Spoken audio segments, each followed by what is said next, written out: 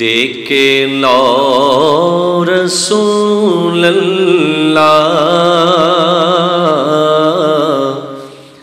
রোজা পাকের কিনারে। সুবহানাল্লাহ পড়েন, সবাই মিলে পড়ুন। ডেকে লো রাসূলুল্লাহ রোজা পাকের কিনারে। আমি কেঁদে কেঁদে হই গো সারা, ধন্য করো দিদারে।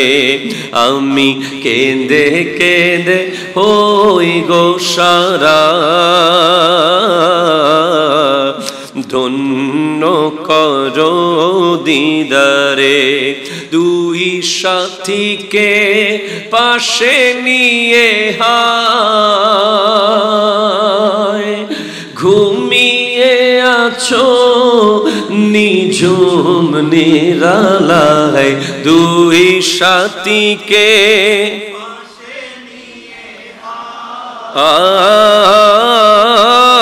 ঘুমিয়ে আছো নিঝুম নিরালায়। সাড়া দাও রাসূলুল্লাহ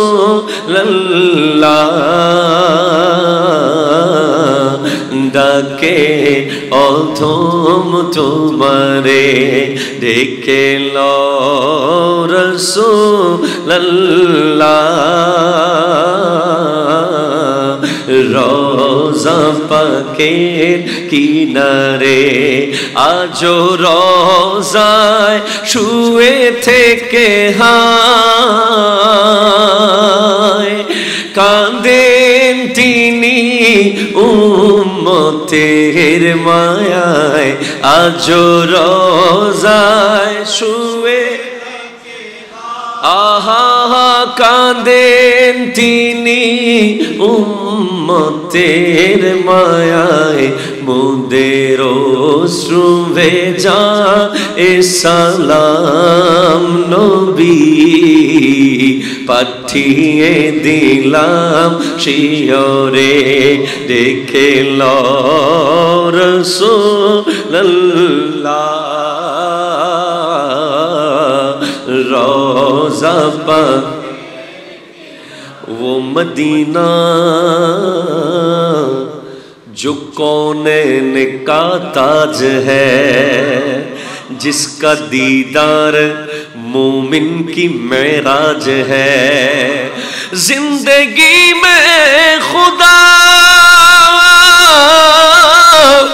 हर मुसलमान को वो मदीना दिखा दे तो क्या बात है।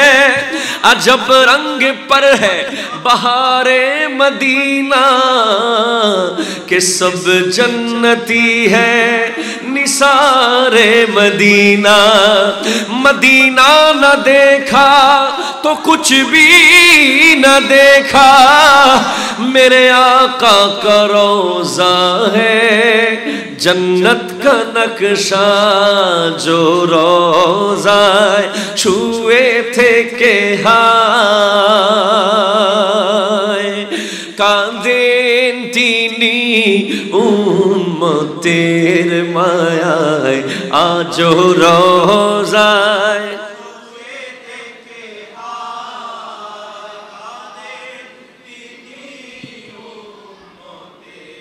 मायाय मोদের অশ্রু ভেজা এ সালাম নবী পাঠিয়ে দিলাম শিয়রে। ডেকে লো রাসূলুল্লাহ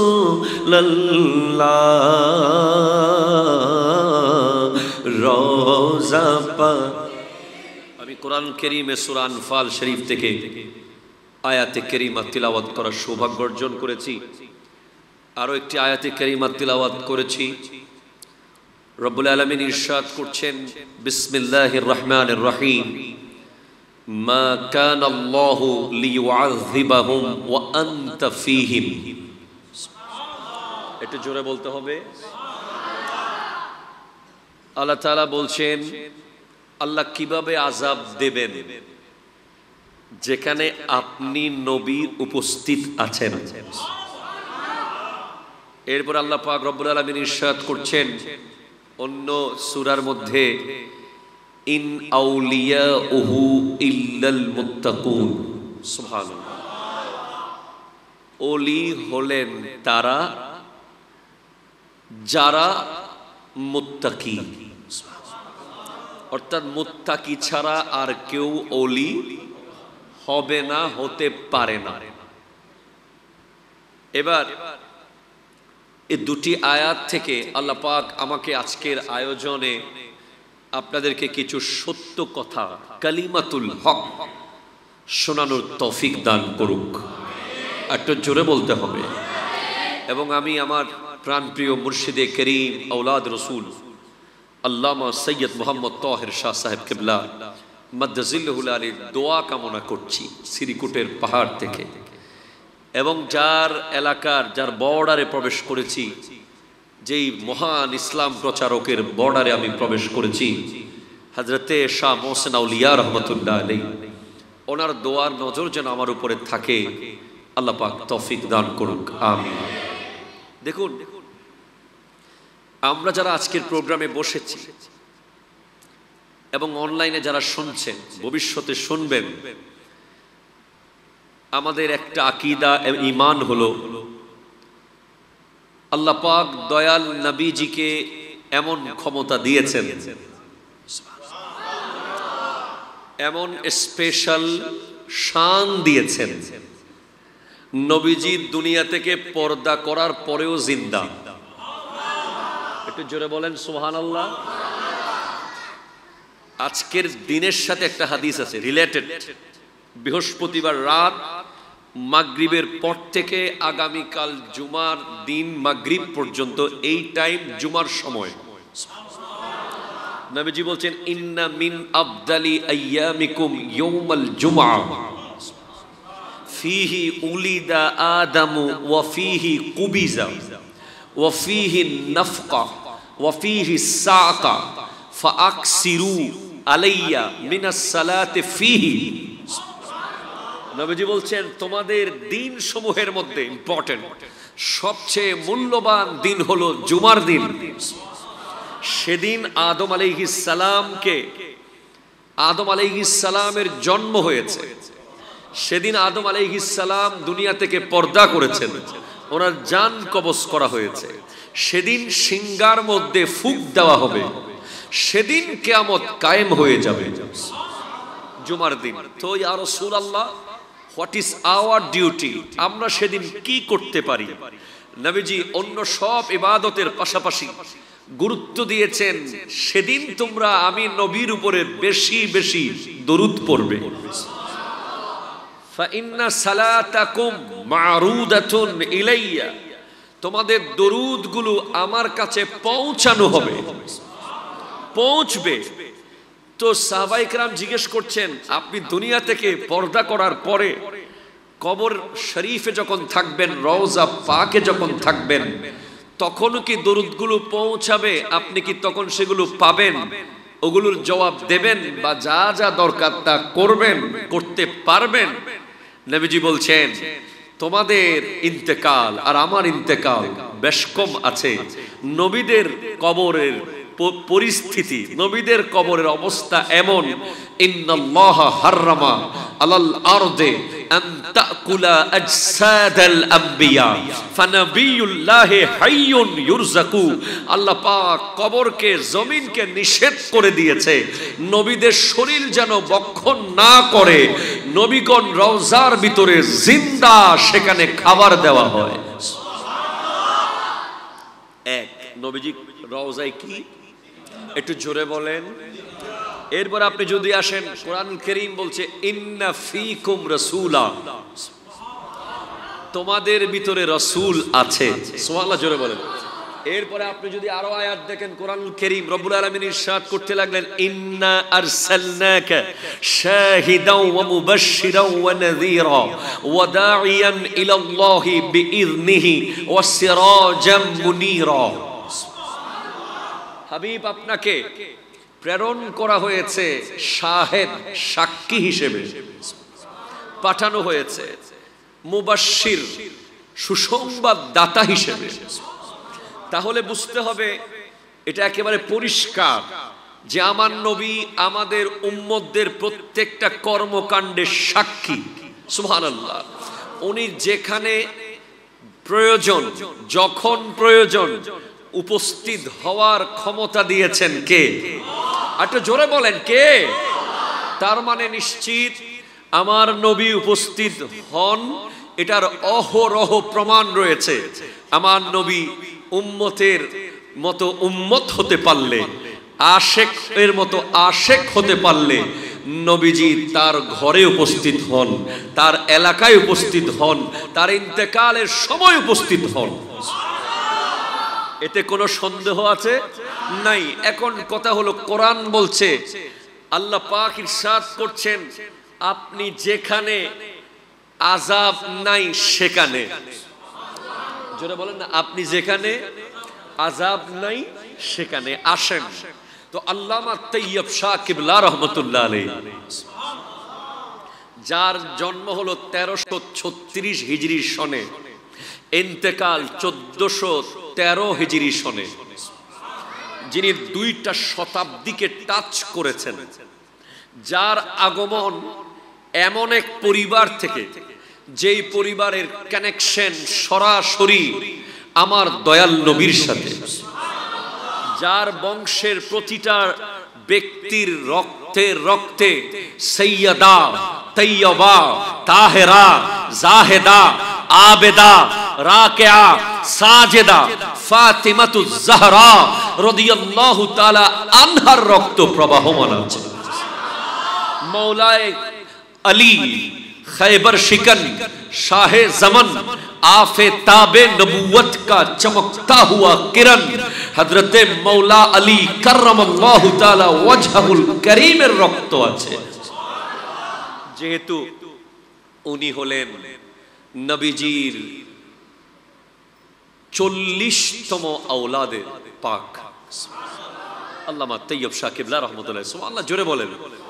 ওনার আব্বাজান সৈয়দ আহমদ শাহ সিরিকুটি রহমতুল্লাহ আলাইহি, যিনি যুগের এত বড় ওলি, যার অবদান এ বিশ্ববাসী কোনোদিন স্বীকার করে শেষ করতে পারবেন না, যিনি দক্ষিণ আফ্রিকার প্রথম জামে মসজিদ বানিয়েছেন, যিনি মোম্বাসা ইসলাম প্রচার করেছেন, যিনি জাঞ্জিবারে ইসলাম প্রচার করেছেন, যিনি ওই ক্যাপটাউনে ইসলাম প্রচার করেছেন, মসজিদ বানিয়েছেন, যিনি বার্মার রেঙ্গুনে জামে মসজিদ প্রতিষ্ঠা করেছেন, এবং বাংলাদেশের জমিনে এমন এক মাদ্রাসা তথা ফ্যাক্টরি বানিয়ে রেখেছেন, যেই ফ্যাক্টরি থেকে কিয়ামত পর্যন্ত ইলমে দ্বীনের খুশবু বের হতে থাকবে, আকিদার সাচ্চা পাক্কা আকিদার খুশবু বের হতে থাকবে, সঠিক ইমানদারের রাস্তা দেখানে ওয়ালা বের হতে থাকবে,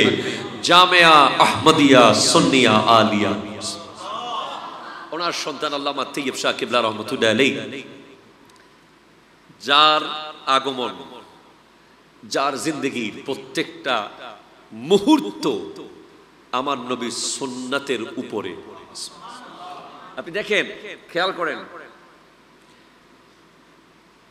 এই যে বাংলাদেশে একটার পর একটা আমরা আতঙ্কিত হয়েছি, এই মহাসেন আসতেছে, এই সিদর আসতেছে, এই রেমাল, এই তুফান সেই তুফান, এই ঝড় সেই ঝড়, এরপরে কোভিড-19 মতো বড় একটা ধস গেছে।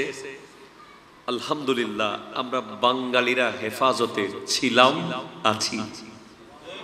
একটু কথা বলেন, ঠিক কিনা? জোরে বলেন না। কোরআন বলছেন নবী যেখানে আযাব নাই সেখানে। তো আল্লামা তৈয়ব শাহ কিবলা রহমতুল্লাহ আলাইহি চিন্তা করলেন যে আমি এমন এক মিশন এর কাজ করব, যেই মিশনের প্রতিটা পদক্ষেপ থাকবে ইশকে মুস্তাফা।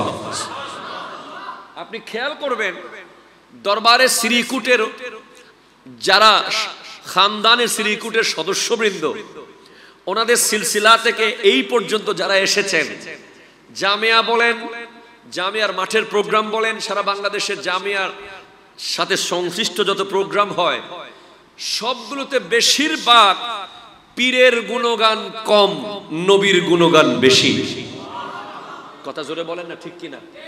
যদি বলেন কেমনে হুজুর, দেখেন আল্লামা তাইয়্যিব শাহ কিবলা রাহমাতুল্লাহ আলাইহি যে জিনিসগুলো আমাদেরকে তার মধ্যে অন্যতম গুরুত্বপূর্ণ যে নিয়ামত দিয়েছেন সেটার নাম জশ্নে জুলুসে ঈদে মিলাদুন নবী সাল্লাল্লাহু আলাইহি ওয়াসাল্লাম।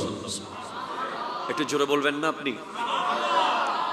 এখন জুলুস যেটা জামিয়ার মাঠ থেকে 1974-এ বের হয়েছে, এই জুলুস এখন কি জামিয়ার মাঠের ভিতরে আছে? কোথায় কোথায় গেছে? এটা সমগ্র বাংলাদেশের ভিতরে আছে। সমগ্র বিশ্বের মুসলমান ধর্মাবলম্বী মানুষ এখন জশ্নে জুলুস করে, ঠিক কিনা? কথা বলেন। দেখেন এই জুলুস, এটা নিয়ে শুধু গবেষণা করলে আপনি বুঝবেন যে জুলুস যেদিকে দুরুদ সেদিকে, জুলুসের দুরুদ সেদিকে। জুলুসের মধ্যে কি গান গাওয়া হয়? জুলুসের মধ্যে কি কোনো নিজের প্রশংসা করা হয়? কোনো নেতার গুণগান করা হয়? জুলুসের মধ্যে কি চলে? ত্রিভুবনের প্রিয় এলো রে, আয় আয় রে সাগর,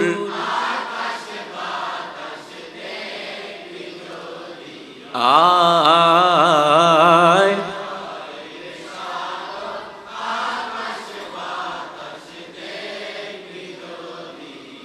সুবহানাল্লাহ, জোরে বলেন না। এটা বাংলা। যদি উর্দু পড়েন, চারো তারফ নূর ছায়া, आका का मिलाद आया, खुशियों का पैगाम लाया। सुबहानाल्लाह, जोरे पढ़ेन। এবার যে আল্লাহ জিকির করেন কি সুন্দর, সুবহু বাদা মিন তালাতিহি والليل دجى من وفرته الله الله الله الله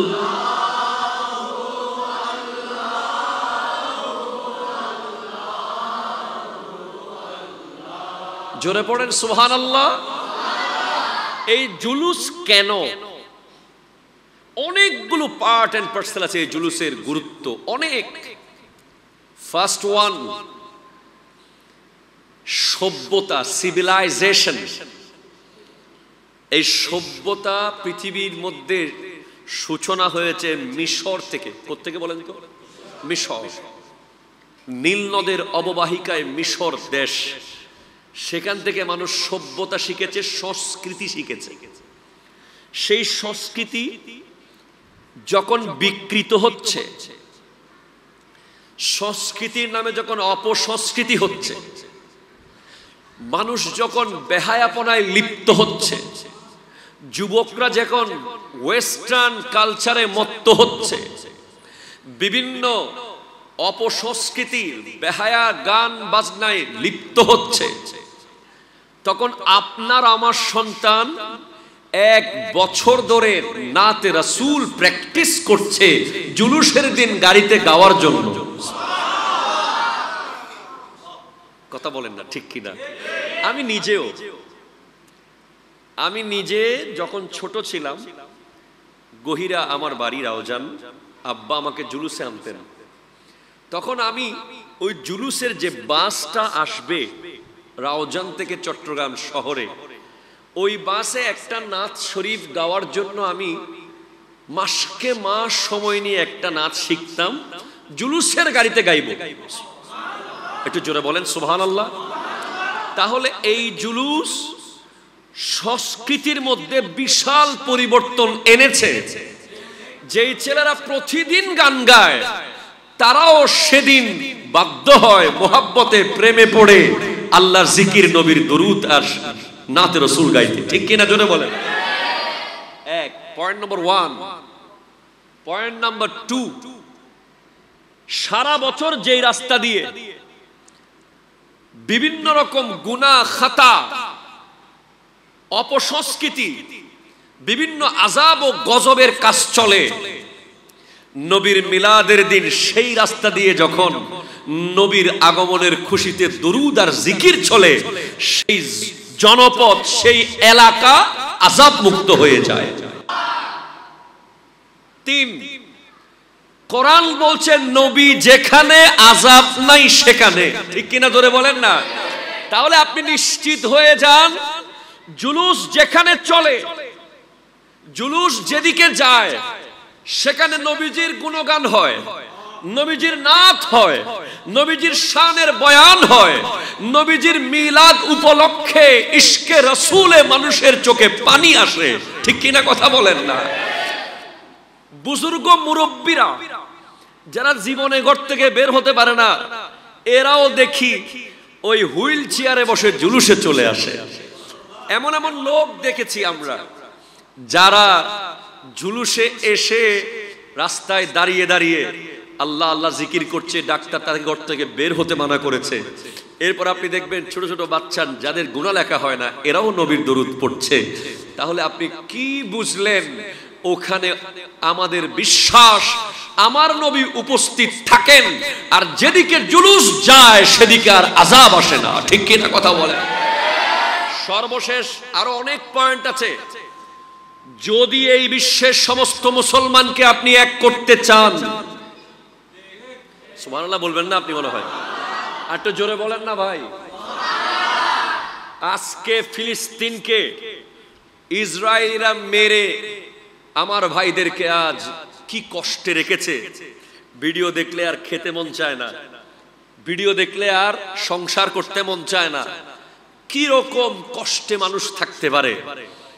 আজ ইসরায়েলিরা আমাদের মুসলমানদের উপর যে টর্চার, যে আক্রমণ করছে, সারা বিশ্বে যেখানে যেখানে মুসলমানরা আজ কষ্ট পাচ্ছে, তার একটাই কারণ, মুসলমানদের অনৈক্য। ঠিক কিনা কথা বলেন।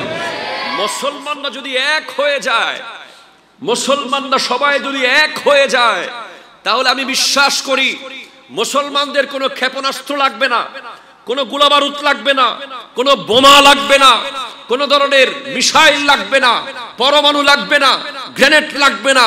গোটা বিশ্ব থেকে একটা আওয়াজ যথেষ্ট।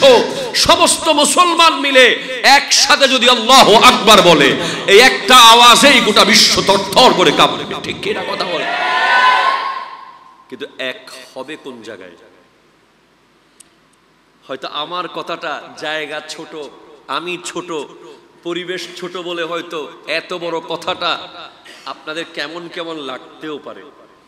কিন্তু আমার গবেষণা বলছে গোটা বিশ্ব মুসলিমকে এক করতে পারে জশ্নে জুলুসে ঈদে মিলাদুন নবী। যদি বলেন কেমনে, শোনেন। আপনি যদি বলেন যে হুজুর দিন তো আরো বহুত আছে, সবে কদরের দিন এক হই। সবে কদর হলো নামাজ কেন্দ্রিক দিন। আপনাকে মসজিদের ভিতরে থাকতে হবে, বাইরে যাওয়ার সুযোগ। আপনাকে সারা রাত ইবাদত করতে হবে, কোরআন তিলাওয়াত করতে হবে। ঠিক কিনা বলেন। সবে বরাত তো সেরকম। ঈদ উল ফিতর নামাজ আছে, কাজ আছে, আত্মীয় স্বজনকে দেখার ব্যাপার আছে। ঈদ উল আজহা পশু কুরবানি করার ব্যাপার আছে। ইয়মে আরাফা রোজা রাখার ব্যাপার আছে। আর যারা আরাফাতের মাঠে থাকবে তারা ওখানে থাকবে। কিন্তু একটা দিন আছে জশ্নে জুলুসে ঈদে মিলাদুন নবী। আপনি বিশ্বের 200 কোটি মুসলমান রাখেন, শুধু আপনার আমার এই বাংলাদেশের 15 থেকে 17 কোটি মুসলমান যদি 12 রবিউল আউয়ালের দিন ফজরের নামাজের পরে এট এ টাইম আপনার বাড়িতে আপনি আমার বাড়িতে আমি, চট্টগ্রামেরা চট্টগ্রামে, ঢাকাররা ঢাকায়, কুমিল্লাররা কুমিল্লায়, সিলেটেররা সিলেটে, সবাই মিলে যদি এট এ টাইম ঘর থেকে বের হয়ে রাস্তায় আল্লাহু আকবার বলে বলে নবীর দুরূদ পড়ে পড়ে হাঁটতে থাকে, এই হাঁটা দেখে বিশ্বের ইসলাম বিদ্বেষীরা ভয়ে তরতর করে কাঁপবে। ঠিক কিনা কথা? আপনি কথাটা বুঝতে পারছেন? কারণ জুলুস ঘরের ভিতরে না, রাস্তায়। আর রাস্তায় কেন? দেখানোর জন্য। মুসলমানদের পাওয়ার দেখাতে হবে কি হবে না বলেন না? 17 কোটি বাদ, 17 কোটিও বাদ দেন, 10 কোটি মুসলিম যদি একসাথে ওঠে নামে 12 রবিউল আউয়ালের দিন, ইসলাম বিরোধী শক্তি কি ভয় পাবে না? বলেন না, পাবে কি পাবে না? পাবে, 100% ভয় পাবে। এখন আপনি বলেন জুলুসের দিন কেন মিলতে হবে? আমার বাবার উরসে মিলেন না, ওনার দাদার উরসে মিলেন না। যতই আপনি বলেন আপনার বাবার উরসে সবাই নাও আসতে পারে, আমার বাবার উরসে সবাই নাও আসতে পারে, কিন্তু নবী নবী যিনি রাহমাতাল লিল আলামিন, সুবহানাল্লাহ বলেন না। এখন যদি আমার নবী আবার রওজা থেকে উঠে ডাক দেয়, ও বিশ্ব মুসলমান আসো মদিনার দিকে, আপনি কি ঘর দেখবেন, বাড়ি দেখবেন, সন্তান দেখবেন, ব্যবসা দেখবেন, সব ছেড়ে হাঁটা শুরু করবেন? ঠিক কিনা কথা বলেন? হাত তুলে বলেন না ঠিক কিনা বলেন? সেজন্য ঐক্যের সবচেয়ে পারফেক্ট প্ল্যাটফর্ম হলো মদিনাতুল মুনাওয়ারা। ঐক্যের সবচেয়ে পারফেক্ট প্ল্যাটফর্ম হলো আমার নবীর মুহাব্বত। আমার নবীর আগমনের দিন, ওই দিনই বিশ্ব মুসলমানকে এক করা সম্ভব। ঠিক কিনা জোরে বলেন? এবং এটা ভেবেছেন আল্লামা তৈয়ব শাহ কিবলা রহমতুল্লাহ আলাইহি, ওনার ব্রেইনের মধ্যে এটা এসেছে। কারণ উনি তো আসেন নাই, ওনাকে স্পেশালি পাঠানো হয়েছে। অনেক ওলিরা ওলি হয়েছে, এককালে আরেক রকম ছিল, পরে আল্লাহর দিকে এমন ভাবে এসেছে ওলি হয়ে গেছে। স্বাভাবিক, আপনি আগে কি ছিলেন সেটা দেখার বিষয় নয়। আপনি যদি তওবা করে আল্লাহকে রাজি করে দেবেন, আপনিও ওলি হয়ে যেতে পারেন। ওলি হওয়ার দরজা খোলা আছে না নাই? কিন্তু তৈয়ব শাহ কিবলা রহমতুল্লাহ আলাইহি এমন ওলি যিনি মায়ের পেট থেকেই ওলি হয়ে এসেছেন। সেটার ডকুমেন্ট আর দরকার নাই, সেটার ডকুমেন্ট ওনার আব্বাজান নিজে হযরতে সৈয়দ আহমদ শাহ সিরিকুটি রহমতুল্লাহ আলাইহি, ওনাকে বলা হয়েছে হুজুর তৈয়ব শাহ বাবাজান কে লিয়ে এক জোড়া চপ্পল বানায়া, এক জোড়া জুতা বানিয়েছি হুজুর, হুজুরকে উপহার দেওয়ার জন্য। হুজুর পরবে তো একটু পরে দেখবেন জুতাগুলো ঠিক আছে কিনা। দাদা হুজুর আল্লামা সৈয়দ আহমদ শাহ সিরিকুটি রহমতুল্লাহ আলাইহি বলছেন, খবরদার ये चप्पल मैं नहीं पहन सकता, ये तैयब का है और तैयब का मकाम बहुत ऊंचा है, वो मदरजात वली है।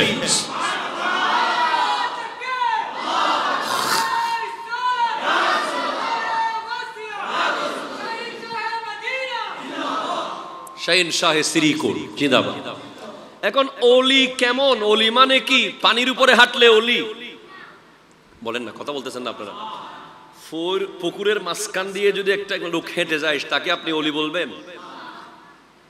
আগুনের উপরে হাঁটলে ওলি হয়ে যাবে? আকাশে উড়লে না। শোনেন, তৈয়ব শাহ রহমতুল্লাহ আলাইহি দাদা হুজুর কেবলা, ওনাদেরকে যখন জিজ্ঞেস করা হয় ওলি কে, ওনারা বলেন যার জিন্দেগি সম্পূর্ণ সুন্নতে মুস্তাফার উপরে আছে সে হলো ওলি। যার গোটা জিন্দেগি কিসের উপরে বলেন তো? সুন্নতে মুস্তাফার উপরে সাল্লাল্লাহু আলাইহি ওয়াসাল্লাম। ফজরে ঘুম থেকে ওঠার পর থেকে ইম্পর্টেন্ট। বর্তমান যুগে তো ওলি বোধ, কথা বলতেছেন না কেন আপনারা? ঘরে ঘরে ওলি আছে না, বহুত ওলি। এখন বাংলাদেশের বিভিন্ন জেলায় গেলে দেখবেন প্রতি ঘরে ঘরে ওলি। অবশ্যই এটা খারাপ বিষয় নয়। ওলি যদি হক হয়, এটা কওম এবং জাতির জন্য উপকার হবে। ঠিক কিনা বলেন না? ওলি যদি অ্যাপ্রোপ্রিয়েট হয়, ওলির মধ্যে যদি সত্যিকারের বেলায়ত থাকে, ওলি যদি তার কার্যক্রমের মাধ্যমে মানুষকে আল্লাহ এবং রাসূল চিনাতে পারে, মুরিদানদেরকে আল্লাহ এবং রাসূল চিনাতে পারে, এবং মুরিদানদেরকে সত্যিকারের দ্বীন ইসলাম শরীয়ত তরিকত বুঝাতে পারে, এমন ওলি বহুত বড় নিয়ামত। ঠিক কিনা বলেন? কিন্তু আপনারা নিজেরাই জানেন কত রকমের ওলি এখন দেখা যায়। ঠিক কিনা? তাহলে ওলি কে? আপনি কাকে ওলি বলবেন? ওলি বলবেন যার সকালে ঘুম থেকে ওঠা থেকে রাত্রে ঘুমানো পর্যন্ত আপনি একটা সুন্নাত তরক হয়নি, এমন দেখবেন, মনে রাখবেন উনি ওলি। জোরে বলবেন না আপনি সুবহানাল্লাহ? ওনাকে কেউ সালাম দিতে পারবে না আগে, উনি আগে দিয়ে দিবে। উনি মাথায় টুপি থাকবে, ওনার হাতে মেসওয়াক থাকবে, মেহমানদের খবর নেবে, ওনার চলা ফেরার মধ্যে অহংকার থাকবে না, ওনার ড্রেস কোড থাকবে অত্যন্ত সাদাসিধে, যতটুকু না হলেই নয়, ওনার আপাদে মস্তক, উনি সুন্নতের উপরে অটল থাকবে। তো আল্লামা তৈয়ব শাহ কিবলা রহমতুল্লাহ আলাইহির জিন্দেগি আপনি যদি দেখেন, আপনি দেখবেন যে কখনো যখন থেকে ওনার বুঝ হয়েছে, টুপি ছাড়া উনি কখনো ঘর থেকে বের হননি। একটু জোরে বলবেন না সুবহানাল্লাহ? এক মিনিট সময় যদি পেতেন, উনি দ্বীনি মাযহাবী মিল্লাতের কাজের বাইরে উনি যদি এক মিনিট সময় পেতেন, উনি সেটাকে ব্যয় করতেন নবীর দুরুদে, আল্লাহর জিকিরে। উনি হাফেজে কোরআন ছিলেন, উনি যুগ শ্রেষ্ঠ আলেমে দ্বীন ছিলেন। ওনার বয়ানের শুরুতে উনি বলতেন, কি মুহাম্মদ সে ওয়াফা, तूने तो हम तेरे हैं, ये जहां चीज है क्या, লৌহ কলম তেরে হ্যায়। তুমি যদি নবীর সাথে ওয়াফাদারি করো, তাহলে আমি তোমার, তুমি আমার। আরে তোমার আমার কি, গোটা দুনিয়া তোমার হয়ে যাবে। জোরে বলেন সুবহানাল্লাহ। ये जहां चीज है क्या, লৌহ কলমও তোমার হয়ে যাবে। উনি এমন আশিকে রাসূল ছিলেন। ওনার ছোটবেলার অনেক ঘটনা আপনারা নিয়মিত শোনেন, রিপিট করছি না। সবচেয়ে অবাক ঘটনা যেটা, বয়স যখন ওনার 6 বছর বয়সের শিশু মসজিদ কি বুঝে, নামাজ কি চিনে, সিজদা কি বুঝে, সিজদার মধ্যে কি দেখা যায় কেমনে জানে। আল্লামা তৈয়ব শাহ কিবলা রহমতুল্লাহ আলাইহির বয়স যখন 6 বছর, উনি আব্বাজান আল্লামা সিরিকুটি রহমতুল্লাহ আলাইহিকে বলছেন, বাবা आप नमाज में खुदा को देखते हैं, मुझे भी खुदा को देखना है। আব্বা আপনি নামাজের মধ্যে আল্লাহকে দেখেন, আমিও আল্লাহকে দেখতে চাই।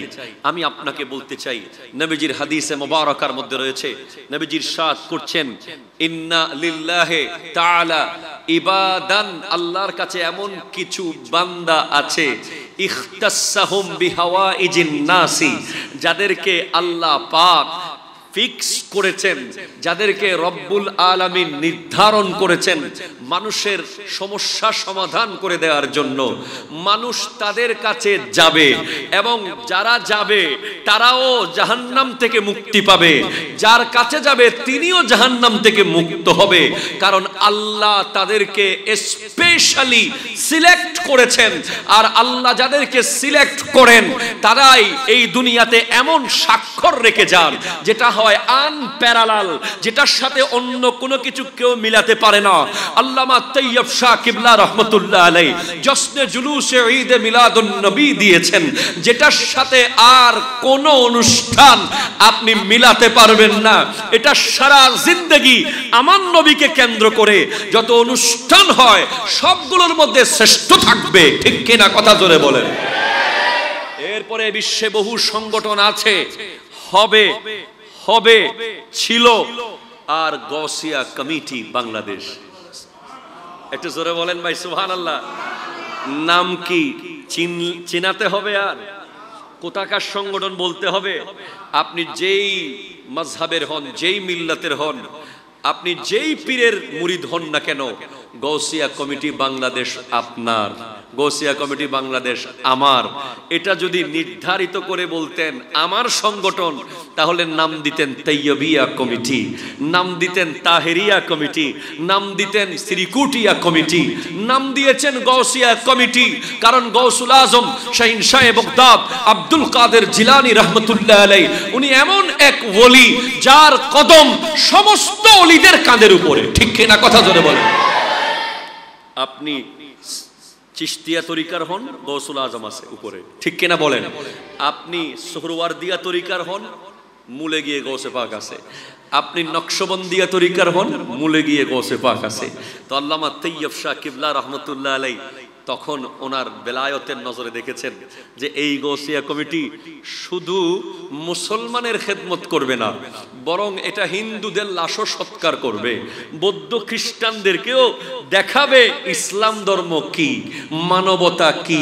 সেজন্য কারো কোনো ব্যক্তি আমাদের দরবারের কোনো শাহজাদা বা আমাদের কারো নাম না দেই, আমরা এমন একজন জাতের নাম দেই যিনি ইসলামকে জিন্দা করেছিলেন।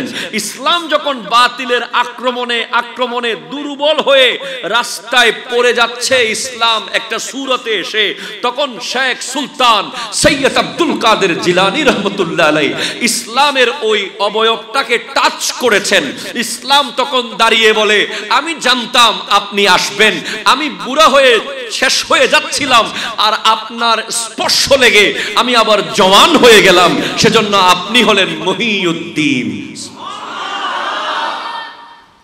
সেভাবে গৌসিয়া কমিটিও আপনি কল্পনা করতে পারবেন না। গৌসিয়া কমিটির বাইরে এমন এমন কাজ করে ফেলে যেগুলো দেখলে অবাক লাগে, কেমনে করে। আপনি একটা ছোট বাচ্চা, আপনার বাচ্চা যদি ঘরের মধ্যে প্রস্রাব পায়খানা করে, এটা ধরতে আপনার কত টিস্যু লাগে, কত কিছু লাগে। আর গৌসিয়া কমিটির বাইরা চট্টগ্রাম মেডিকেল কলেজের গেট থেকে পচা লাশ ধরে পরিষ্কার করে কাফন পরিয়ে দাফন করে। সাগরের মাঝখান থেকে লাশ নিয়ে আসে। ঠিক কিনা? কথা জোরে বলেন না। বাংলাদেশের যে কোনো জায়গা থেকে যদি ফোন আসে, যে কোনো জায়গা থেকে, যে একটা অজ্ঞাত লাশ পড়ে আছে, কেউ রিসিভ করছে না, এই মুহূর্তে গোটা বাংলাদেশে বিনা পয়সায়, বিনা পারিশ্রমিকে, কোন ধরনের উজরত ছাড়া যেই সংগঠন সর্বোচ্চ চেষ্টা করবে সেই লাশটাকে দাফন কাফন করে শেষ বিদায় বেলায় তার সাথী হতে, সেই সংগঠনের নাম গৌসিয়া কমিটি বাংলাদেশ। আমি সব সময় বলি, আজীবন বলবো, এখনো বলছি, কেউ সমালোচনা করলেও বলি, কেউ ভালো বললেও বলি, আমার কিছু আসে যায় না। আমি গৌসিয়া কমিটিকে ভালোবাসি। কেন?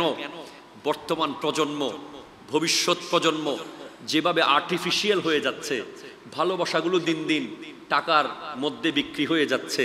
যার টাকা আছে তার বন্ধু আছে। ঠিক কিনা বলেন না? যার ক্ষমতা আছে তার বন্ধু আছে, যার কিছু নাই তার কেউ নাই। আপনি মনে রাখবেন, এই পৃথিবীতে আপনার সবচেয়ে আপন কে?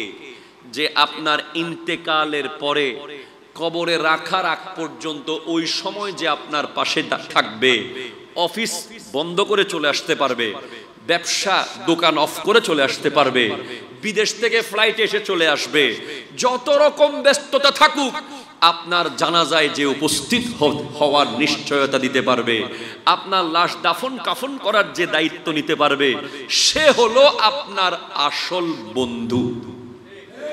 আপনি আমার কথা একমত হলে ঠিক বলেন না? আমি ঠিক কিনা বলি নাই। আপনারা যদি এই কথায় একমত হন, বলেন ঠিক কিনা বলেন। কারণ যতক্ষণ আপনার রূহ আছে ততক্ষণ আপনার সাথে স্বার্থ আছে। কথা কয় না? স্বার্থ আছে না? জায়গা লিখে দিবেন আপনি। আপনার রূহ আছে মানে আপনি জায়গা লেখার ক্ষমতা আছে, টাকা দেওয়ার ক্ষমতা দিয়েছেন কে? আল্লাহ। রূহ চলে গেছে, আপনার আর কোনো কিছু নাই। তখন যে ভালোবাসবে, তখন যে কবর করবে, মারহাবা বলবেন না?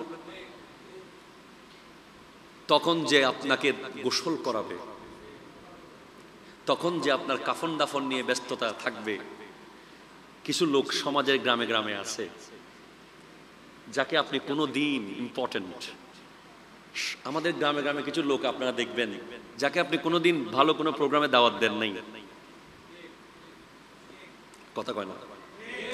আপনার মেয়ের বিয়েতে যাকে ভালোভাবে দাওয়াত দেন নাই, আপনার ছেলের প্রোগ্রামে যাকে ভালোভাবে দাওয়াত দেন নাই, যাকে আনস্মার্ট মনে করে আপনার ড্রয়িং রুমে বসতে দেন নাই, যাকে গরিব বলে পরিচয় দেন নাই, এই লোকরাই সবার আগে কবর করতে আসে। একটু জোরে কথা বলেন না, ঠিক কিনা? এই লোকগুলোই সবার আগে খন্দা কোদাল নিয়ে কবর করতে নেমে যায়। 1 মিনিটে সব কিছু ভুলে যায়। হ্যাঁ, প্রত্যেক গ্রামে গ্রামে আছে এরকম লোক। দেখবেন এই লোকটাকে আপনি কোনোদিন জীবদ্দশায় মানুষ মনে করতেন না, পাত্তা দিতেন না, আয় গরিব বলে। অথচ আমার নবী হাদিসে পাকে বলছেন, হাল তুমসারুনা ওয়া তুরজাকুনা ইল্লা বিদুআফাইকুম, তোমাদেরকে সাহায্য করা হয়, রিজিক দেওয়া হয়, তোমাদের ভিতরে দুর্বল গরিব অসহায়রা আছে বলেই তোমরা বড়দেরকেও আল্লাহ রিজিক দেয়। আর এই দুর্বল গরিবদেরকে আমরা মানুষ মনে করি না। আমাদের ডাইনিং টেবিলগুলোতে তাদের স্থান হয় না, আমাদের স্মার্ট আয়োজনগুলোতে তাদেরকে আমরা দাওয়াত দেই না। তারা লুঙ্গি পরে থাকে বলে, তাদের দামি গাড়ি থাকে না বলে, তাদের স্মার্ট ভাষা নাই বলে তাদেরকে আমরা পাশে বসাই না। অথচ দেখবেন আপনি মরার পরে আপনার স্মার্ট ছেলে অফিস থেকে আসতে পারে নাই, আপনার স্মার্ট ভাই ব্যবসা বাণিজ্য ছেড়ে দৌড়ায় আসতে পারে নাই, সে ফোন করে দিয়েছে মুয়াজ্জিন সাহেবকে, হুজুর একটু ব্যবস্থা করেন না, যেভাবে পারেন আমি টাকা দিয়ে দিব। আপনার স্মার্ট আত্মীয় স্বজন ফেসবুকে একটা স্ট্যাটাস দিয়েই কাজ সেরে ফেলেছে, অমুক ইন্তেকাল করেছে, ইন্না লিল্লাহি ওয়া ইন্না ইলাইহি রাজিউন, আল্লাহ জান্নাত নসিব করুক। হ্যাঁ, আমরাও করি সেটা।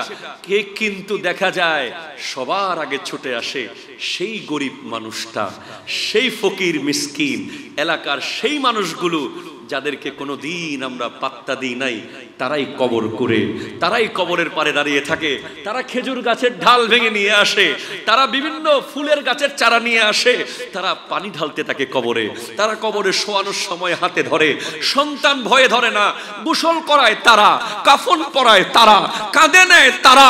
সুতরাং ভাই, গরিব মানুষগুলোকে, নিজের প্রতিবেশী গরিবদেরকে যে আপনার সাথে মেনটেইন করতে পারছে না, তাকে অবহেলা করবেন না।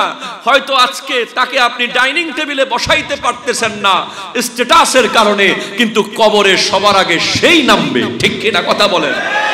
হাত তুলে বলেন ঠিক কিনা, জোরে বলেন। হায় হায় হায়।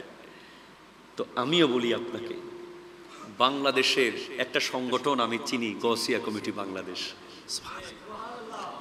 যে সংগঠনের সাইনবোর্ড যার গায়ে আছে, সে যত বড় কোটিপতির পোলা হোক, যত বড় ব্যবসায়ীর পোলা হোক, যত বড় স্মার্ট হোক, যত এডুকেটেড হোক, সে কোরবানির দিন চামড়া টানতে পারে।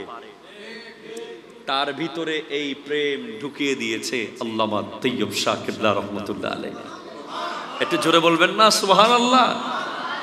সে পচা মানুষের গায়ে হাত দিতে পারে, সে নিজের বাসায় 1 কাপ চা কোনোদিন বানিয়ে খায় না, এমন ছেলেও আছে। কিন্তু গৌসিয়া কমিটির মেম্বার হওয়ার পরে আমি দেখেছি, আমি চিনি, কোরবানির দিন 1 ট্রাক থেকে আরেক ট্রাকে চামড়া ফেলতেছে, লাশ দাফন কাফন করতে রাতে 3টা বাজে দৌড় মারছে। ফোন করার সাথে সাথে এই মায়া, এই মহব্বত, স্পিরিচুয়াল এই ভালোবাসা, এটা সৃষ্টি করে দিয়েছে তৈয়ব শাহ রহমতুল্লাহ আলাইহি। উনি যেমন মাদার জাত বলি, ওনার সংগঠনও সেরকম আল্লাহর পক্ষ থেকে স্পেশালি। এটা গৌসে পাকের বেশারতের মাধ্যমে। সুবহানাল্লাহ, এটা জোরে বলেন না সুবহানাল্লাহ। উনি এমন এক ওলি আল্লামা তৈয়ব শাহ রহমতুল্লাহ আলাইহি, যিনি বাল্যকালে গরিব নওয়াজের সোবত নিয়েছেন, বড়কালে গৌসে পাকের সোবত নিয়েছেন। কেমন? গরিব নওয়াজও দুনিয়া থেকে গেছে প্রায় 100-200 বছর পরে, তৈয়ব শাহ হুজুরকে সরাসরি দেখা দিয়েছেন। গৌসে পাকও দুনিয়া থেকে পর্দা করার 100 বছর পরে তৈয়ব শাহ কিবলাকে দেখা দিয়েছেন। প্রমাণ স্পষ্ট। ছোটবেলায় যখন গরিব নওয়াজের দরবারে নেওয়া হলো, আল্লামা সিরিকুটি যখন নিয়ে গেলেন, বলে বাবা তুম ঘুমো।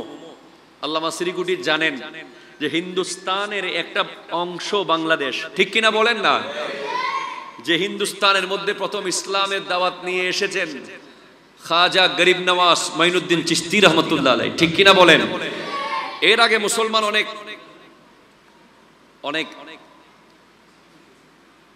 গরিব নওয়াজ রহমতুল্লাহ আলাইহি ইসলামের দাওয়াত এনেছেন, ওনার মাধ্যমে ইসলাম প্রচার হয়েছে। একটু দরুদ শরীফ পড়েন। আল্লাহুম্মা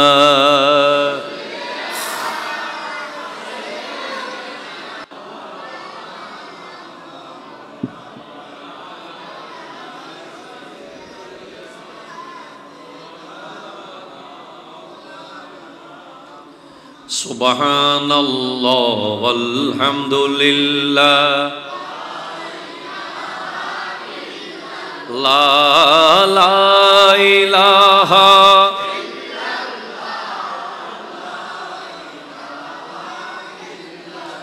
এটা জোরে বলেন সুবহানাল্লাহ।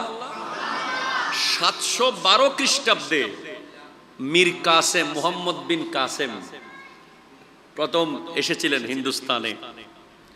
আর তরাইনের যুদ্ধের কাছাকাছি সময়ে এই ভারতে ইসলাম প্রচারে এসেছেন খাজা মাইনুদ্দিন চিশতি রহমতুল্লাহ আলাইহি। একটু জোরে বলেন না সুবহানাল্লাহ। ফাইনাল ইসলাম প্রচার। তো দাদা হুজুর জানতেন যে এই হিন্দুস্তানের একটা ব্লক বাংলাদেশ, পাকিস্তান তো আছেই, এই দুই জায়গায় বড় ধরনের খিদমত করবে তৈয়ব শাহ রহমতুল্লাহ আলাইহি। ছোটবেলায় সেজন্য খাজা বাবার সাথে দেখা করাইছেন।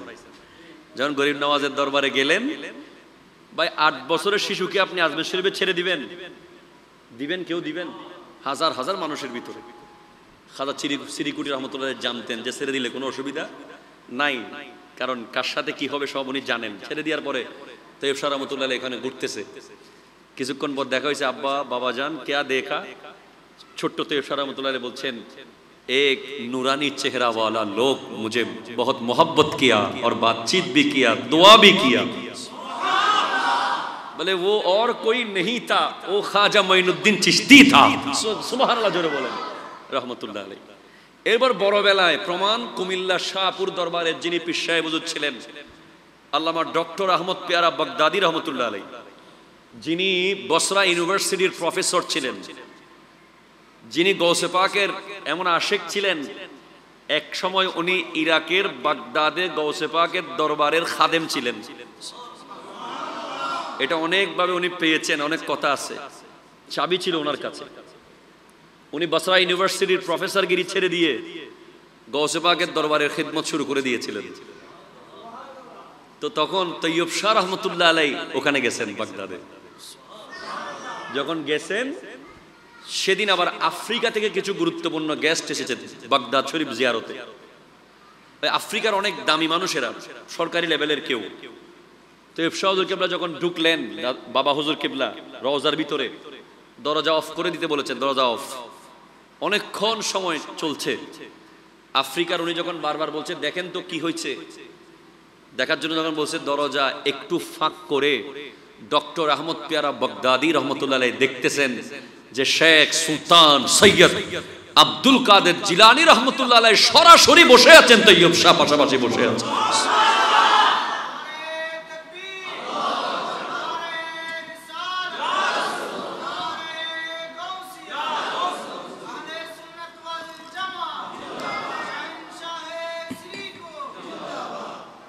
দরজা তাড়াতাড়ি বন্ধ করে দিচ্ছেন।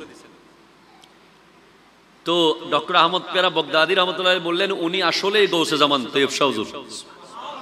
কারণ গৌসুল আজম যার জন্য রওজা থেকে উঠে জিন্দা দেখা দিয়েছে, এরকম দেখা দেওয়ার ক্ষমতা দিতে পারে কে? আর জোরে বলেন না কে? অনেকে এগুলোকে বিশ্বাস করবে না এই যুগে। আমাদের অনেক আধুনিক মুসলমান ভাইয়েরা আছে না, এরা কারামতকে বিশ্বাস করে না। ওলি আল্লাহর কারামত বললে বলে এসব বানোয়াটি কথা। নাউজুবিল্লাহ জোরে বলবেন না। এদের কথা শোনার দরকার নাই। মনে রাখবেন নবী আর ওলির শান হলো কলবের খোরাক। আল্লাহর ওলির কারামত সত্য না মিথ্যা? আল্লাহর ওলিদেরকে ক্ষমতা দিতে পারেন কে? ওনারা রওজা থেকে ওঠার ক্ষমতা দিতে পারেন কে? আর ইনি তো ইমামুল আউলিয়া, শাহিন শাহে বগদাদ, গৌসুল আজম। একটু জোরে বলেন না সুবহানাল্লাহ। বাবাজান, অনেক সময় দরকার এই মহান হাস্তির আলোচনা করা, শেষ হবে না। আমরা ওনাকে নিয়ে কি আলোচনা করব? গোটা জিন্দেগি ওয়াজ করলেও ওনার কৃতজ্ঞতা আমরা প্রকাশ করে শেষ করতে পারবো না। শুধু আমরা আয়োজনগুলো করি যে জিক্রুল আম্বিয়ায়ে মিনাল ইবাদা ওয়া জিক্রুস সালিহিনা কাফারা, নবীদের আলোচনা শুনবেন, করবেন, ইবাদত হবে। আর ওলি আল্লাহদের আলোচনা শুনবেন, করবেন, গুনাহগুলো সব ঝরে ঝরে পড়ে যাবে। একটু জোরে বলেন সুবহানাল্লাহ। ওনাদের কৃতজ্ঞতা প্রকাশ করতে হবে। আমরা ওনাদের কাছে কৃতজ্ঞ। আল্লামা তৈয়ব শাহ রহমতুল্লাহ আলাইহি, যুগশ্রেষ্ঠ মুজাদ্দিদ, ওনার কাছে আমরা ঋণী। উনি আমাদেরকে যে নিয়ামত দিয়েছেন, এই নিয়ামতগুলো আমরা ধরে রাখবো। প্রত্যেকে গৌসিয়া কমিটির সদস্য হয়ে যাবেন ইনশাআল্লাহ। আপনি যে দরবারের হন কোনো অসুবিধা নেই, গৌসিয়া কমিটির সদস্য হয়ে যাবেন। নামটা অন্তত লেখাই রাখবেন, যাতে মরার পরে ভাইয়েরা গিয়ে আপনার একটু সৎকার করতে পারে, আপনার যেন একটু দাফন কাফন জানাজা করতে পারে। সুবহানাল্লাহ জোরে বলেন। এটা করবেন। এবং জশ্নে জুলুসে ঈদে মিলাদুন্নবীর সামনে আসতেছে, মিলাদুন্নবীর অনুষ্ঠানে সবাই অংশগ্রহণ করবেন। এটা নাজাতের ওসিলা হবে। সর্বশেষ কথা, আল্লামা তৈয়ব শাহ রহমতুল্লাহ আলাইহি বলতেন, এটা কত লজ্জার যে ফজরে পাখিরা আমাদের আগে উঠে যায়। আল্লাহু আকবার বলবেন না? ওনার একটা প্রসিদ্ধ একটা কৌল যে এটা কত লজ্জার ব্যাপার, এটা আমাদের জন্য কত লজ্জার ব্যাপার যে ফজরের নামাজের সময় আমরা ঘুমে থাকতে আল্লাহর সৃষ্টির পাখি উঠে যায়, পশু পাখি ঘুম থেকে উঠে যায়। এর চেয়ে লজ্জার আর কিছু হতে পারে না। এটা দ্বারা উনি কি বুঝালেন? আমরা আশরাফুল মখলুকাত, আল্লাহর জমিনে আল্লাহর সবচেয়ে বেশি নিয়ামত বক্ষণ করছি আমরা, ঠিক কিনা বলেন না? সবচেয়ে সম্মান পাচ্ছি আমরা। গোটা মখলুকাতে যত কীট পতঙ্গ, পশু পাখি, গাছপালা আর যত সৃষ্টি আছে, এগুলো সবগুলোকে আমাদের খাদেম বানিয়ে দিয়েছেন আল্লাহ। অথচ সেই আল্লাহর প্রশংসা, সে আল্লাহকে সিজদা দেওয়ার জন্য আমরা উঠি 10টা বাজে, আমরা উঠি 11টা বাজে, আর পাখি উঠে যায় ফজরের আজানের আগে। এটা তৈয়ব শাহ হুজুর লজ্জার বলেছেন। বাবা জান, আমি শুরুতেই বলেছি, ওলি তিনি যিনি মুরিদকে নামাজ শিখায়। কথা বলতেছেন না আপনারা? যিনি মুরিদকে কি শিখায়? নামাজ নিশ্চিত করে। ওলি তিনি যিনি মুরিদকে হক খাওয়া নিশ্চিত করে, মানে হক হালাল খাওয়া নিশ্চিত করে। ওলি তিনি যিনি মুরিদকে আল্লাহর জিকির, নবীর দুরূদ পড়ার ব্যাপারটাকে নিশ্চিত করে দেয়। ওলি তিনি যিনি মুরিদানদেরকে সঠিক আকীদার উপরে অটল থাকা শেখায়, ঠিক কিনা জোরে বলেন না? আজ বাংলাদেশে আপনি দেখেন হাজার রকমের ভ্রান্ত আকীদা, আহলে হাদিস, লামাযহাবি, শিয়া, খারেজি, কত রকম, কাদিয়ানি, কত রকমের ভেজাল আকীদা। আর সবগুলোর ব্যাপারে একটা সঠিক জায়গা হলো, সবগুলোর জবাবে যেখানে গেলে আপনি সঠিক আকীদা পাবেন, জামিয়া আহমদিয়া সুন্নিয়া আলিয়া, ঠিক কিনা জোরে কথা বলেন না? তো ওলি তিনি যার কাছে সর্বশেষ মান তাফাক্কাহা ওয়া লাম ইয়াতাসাওয়াফ ফাকাত তাফাসসাকা, যার কাছে ইলমে ফিকহ আছে, ইলমে তাসাউফ নাই, তরিকতের জ্ঞান নাই, সে ফাসিক হয়ে যাবে। আর যার কাছে তরিকতের জ্ঞান আছে, শরীয়তের জ্ঞান নাই, সে জিন্দিক হয়ে যাবে, ধর্মদ্রোহী হয়ে যাবে।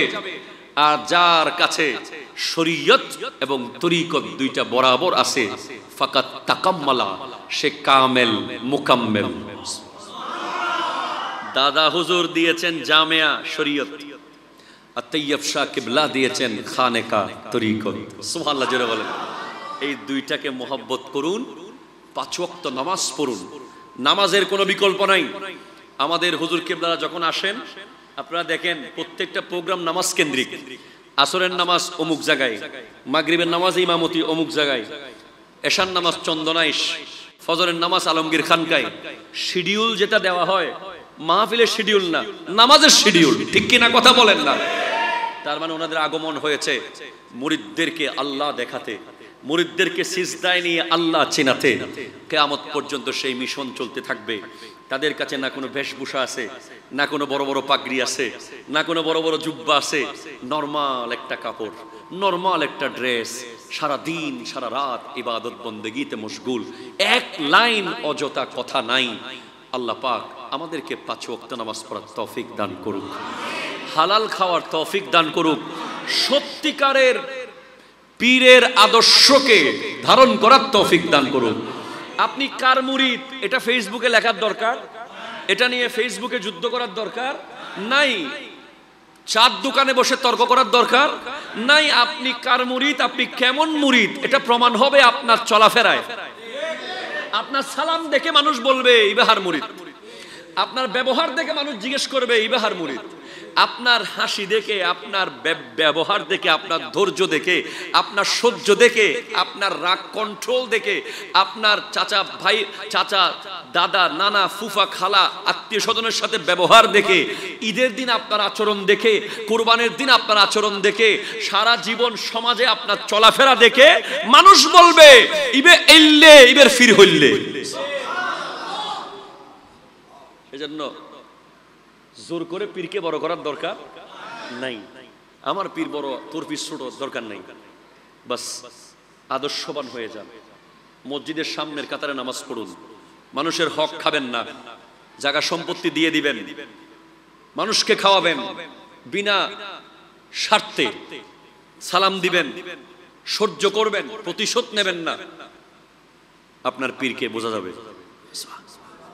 এটা জোরে বলেন না সুবহানাল্লাহ। আমি শেষ করতে পারবো না, আমার কথা অনেক বের হয়ে যাবে, যেহেতু অনেক দূরে যাব, পানি অনেক আপনাদের এখানে। আল্লাহ তাআলা আপনাদের এই মাহফিলকে কবুল করুক, আজকের আয়োজনকে কবুল করুক। ওয়া আখিরু দাওয়ানা আনিল হামদুলিল্লাহি রাব্বিল আলামিন ওয়া মা তৌফিক ইল্লা বিল্লাহ। ওয়াসসালামু আলাইকুম ওয়া রাহমাতুল্লাহি ওয়া বারাকাতুহু। কিয়াম নাকি?